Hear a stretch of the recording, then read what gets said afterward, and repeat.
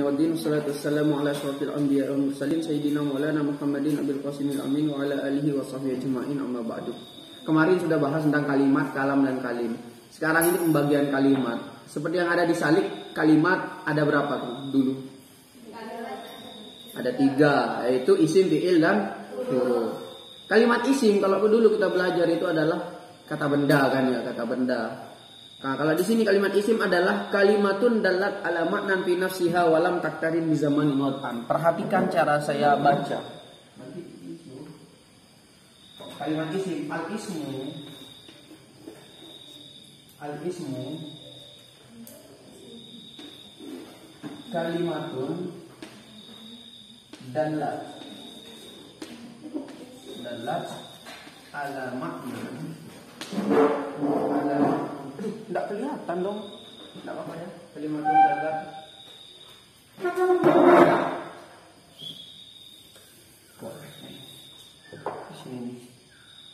isim, al-ismu, adapun isim kalimatun ialah kalimat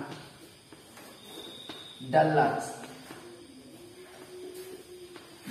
yang menunjukkan, ada shortnya di sini, bermakna yang, ingat ya, short atau nun itu bermakna yang menunjukkan, ada fa'ilnya. Apa kalimat? Kembali ke kalimat. Salam. Kalimatun dalat ala maknan atas suatu makna. Kalimatun kalimat dalat yang menunjukkan apa kalimat ala maknan atas suatu makna. Walam taktarin. Ini kenapa kok jazm taktarin?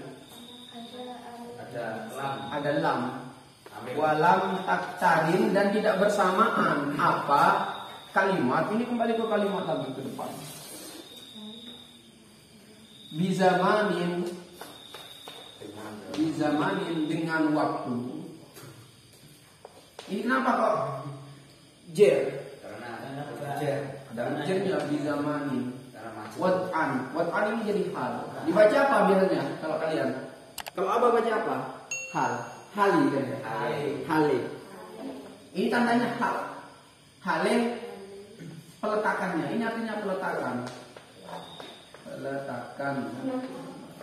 Cara bacanya al-ismu adapun isim, kalimatun ialah kalimat dalat yang menunjukkan apa kalimat ala maknan atas suatu makna walam taktarin dan tidak bersamaan apa kalimat bizamanin dengan zaman wad'an ali peletakannya. Nah, ini yang disebut dengan isim. Kita sudah belajar ini. Isim itu intinya adalah kalimat kan ya. Pertama kalimat. Apa itu kalimat? Kata kan ya. Jadi isim itu adalah sebuah kata yang mana kata itu menunjukkan kepada makna. Apa itu makna dulu? Zatnya itu. Kalau misalkan ini misalkan kertas. Kertas itu kalimatnya, katanya itu kertas. Maknanya mana yang ini? Kapur. Kapur itu kalimatnya kapur, katanya itu kapur. Nah, mana maknanya yang ini? Jadi kalimat isim adalah kata, sebuah kata yang menunjukkan kepada makna. Ada kapur menunjukkan kepada ini. Yang ini maksudnya. Ala maknan walam taktarin di zamanin wad'an, dan enggak punya waktu, enggak punya zaman. Kan enggak bisa kita mengatakan telah kapur atau akan kapur atau sedang kapur. Enggak ada kan ya, enggak bisa. Nah, itu isim. Udah belajar kan dulu kan ya? Udah. Jadi ini yang kalian harus pahami pertama di sini, isim itu adalah kalimat yang menunjukkan kepada makna. Ala makna. Ada fi nafsihannya ya? Iya, ada fi nafsihannya. Ala maknan fi nafsiha. Fi nafsiha. Hanya ini kembali ke kalimat juga. Al-ismu adapun isim kalimatun ialah kalimat dalat yang menunjukkan, ingat ada yang menunjukkan apa kalimat ala maknan atas satu makna fi nafsiha pada dirinya kalimat walam taktarin dan tidak bersamaan apa kalimat bizamanin dengan waktu wad'an alif katakan. Jadi isim adalah kalimat yang menunjukkan pada makna, ada kata. Jadi isim adalah sebuah kata yang mempunyai makna, yang mempunyai benda, yang mempunyai zat, yang enggak punya waktu dia. Di sini paham? Ingat cara bacanya, nanti saya suruh baca lagi. Kalau fi'il sama bacaannya dengan ini. Bedanya di sini waqtaronat bacaannya. Kalian sudah kasih tanda tidak benar? Sudah? Oke. Sekarang fi'il.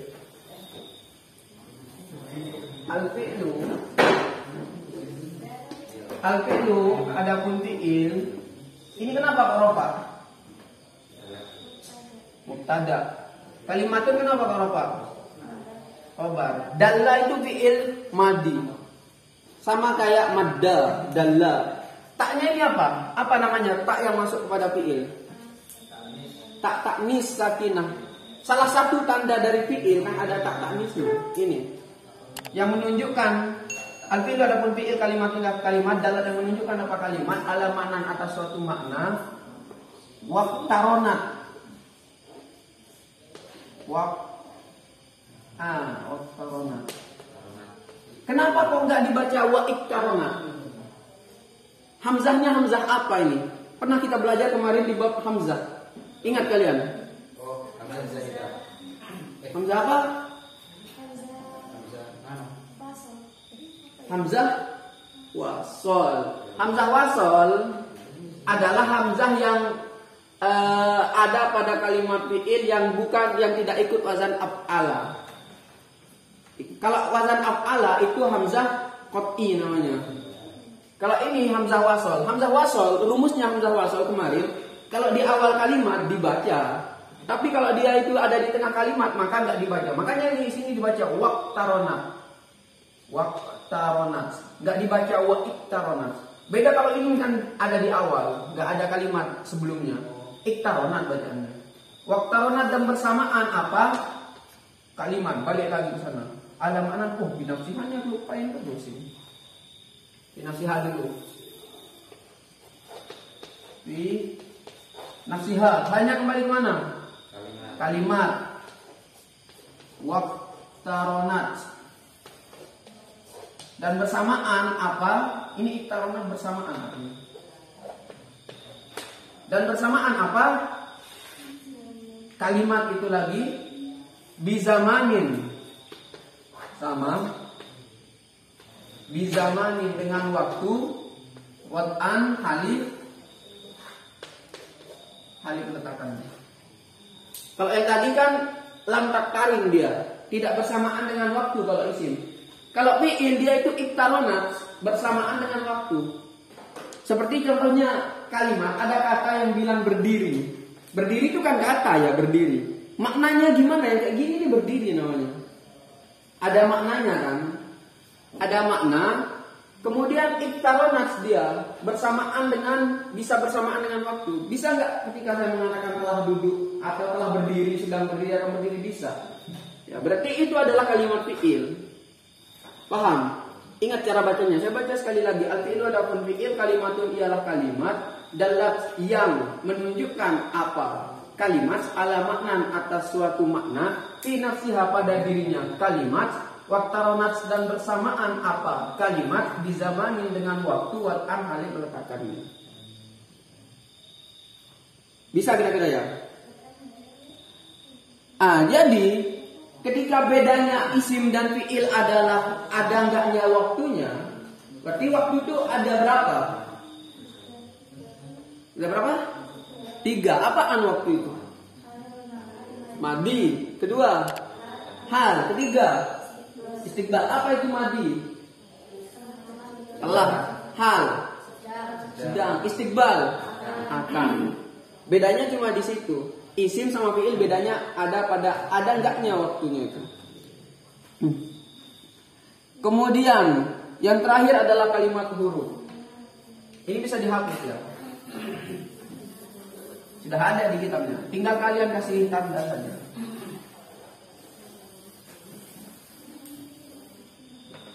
Sekarang kalimat huruf. Apa itu kalimat huruf? Kalimatun dalat ala maknan fi ghairiha. Kalau yang tadi itu fi nafsiha semua, kalau ini fi ghairiha. Al-harfu adapun huruf. Ini ropak karena jadi mubtada. Al-harfu adapun huruf. Kalimatun ialah kalimat dalat yang menunjukkan apa? Kalimat ala makna atas satu makna fi ghairiha pada selainnya. Ini kenapa kok ghairi? Ada huruf jar fi. Hanya kembali ke kalimat juga. Ini kasih tanda gini lah. Ini kembali ke kalimat. Kan kalau yang tadi isim sama fi'il itu kalimatun dalam ala makna fi nafsiha semua kan ya. Kalimat yang punya makna, maknanya itu makna sendiri memang.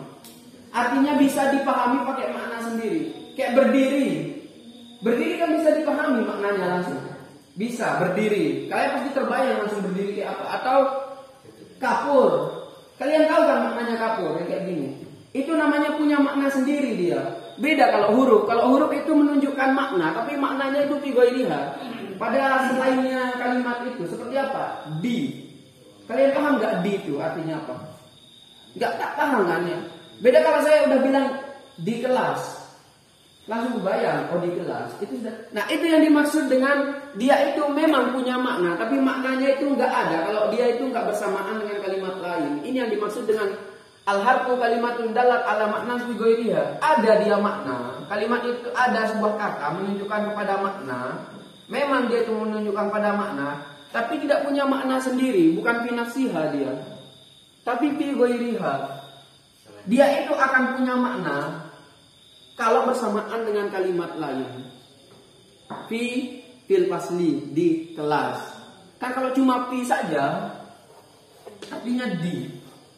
Nggak paham kita. Kalau sudah dikasih kalimat lain, fil fasli di kelas. Ini kan fi-nya ini kan barengan sama bersamaan dengan al-fasli kalimat isim. Nah, seketika itu kalimat fi ini akan dipahami kalau dia bareng sama al-fasli. Beda kalau cuma dia sendiri fi saja. Nggak kita paham. Beda kalau kalimat isim kayak al-fasli kelas. Langsung kita paham kan? Nggak perlu bareng sama kalimat lain, kita sudah paham. Paham maksudnya ini? Oke. Ada pertanyaan? Ada? Ini soalnya udah kalian pelajari, jadi nggak perlu lama-lama belajar. Kalau nggak ada, kita cukupkan sampai di sini. Selanjutnya baca. Kita tutup dulu. Semoga barokah manfaat. Wallahu a'lam bishawab. Al-Fatihah.